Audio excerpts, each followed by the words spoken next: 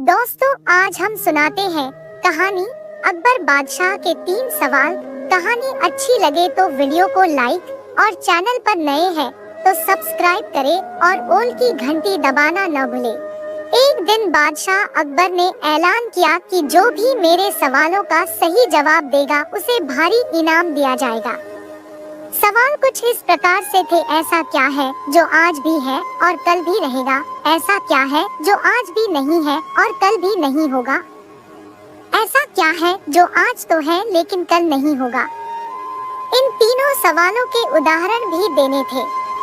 किसी को भी चतुराई भरे इन तीनों सवालों का जवाब नहीं सूझ रहा था।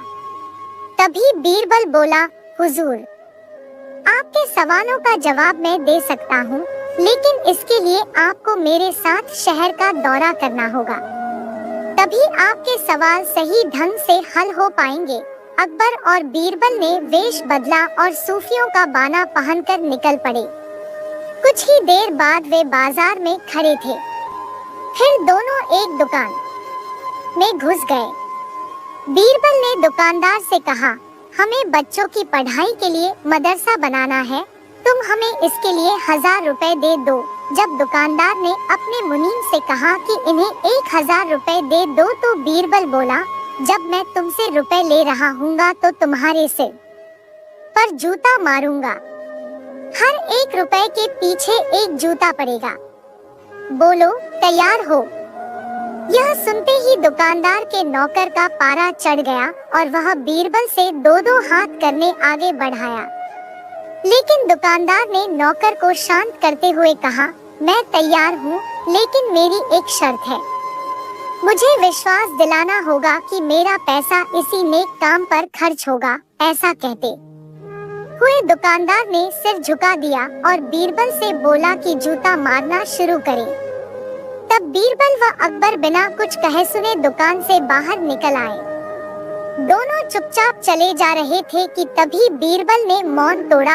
बंदा परवर, दुकान में जो कुछ हुआ उसका मतलब है कि दुकानदार के पास आज पैसा है और उस पैसे को नेक कामों में लगाने की नीयत भी, जो उसे आने वाले कल भविष्य में नाम देगी। इसका एक मतलब यह भी है कि अपने नेक कामों से वह जन्नत में अपनी जगह पक्की कर लेगा।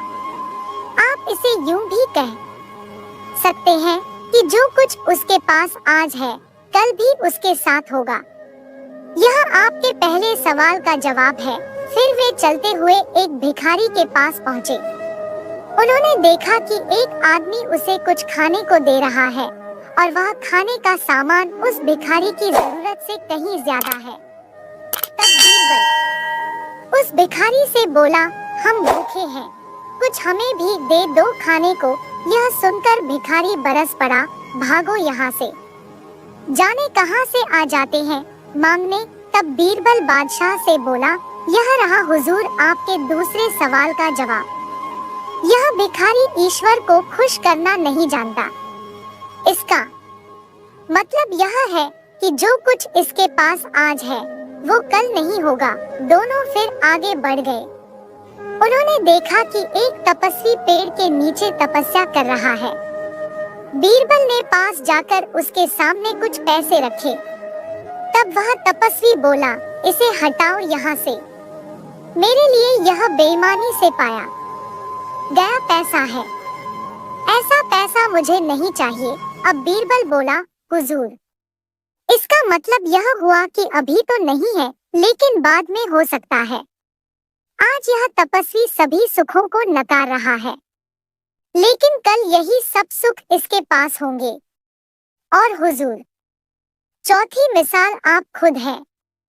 पिछले जन्म में आपने शुभ कर्म किए थे, जो यह जीवन आप शानो शौकत के साथ बिता रहे हैं। किसी चीज की कोई कमी नहीं।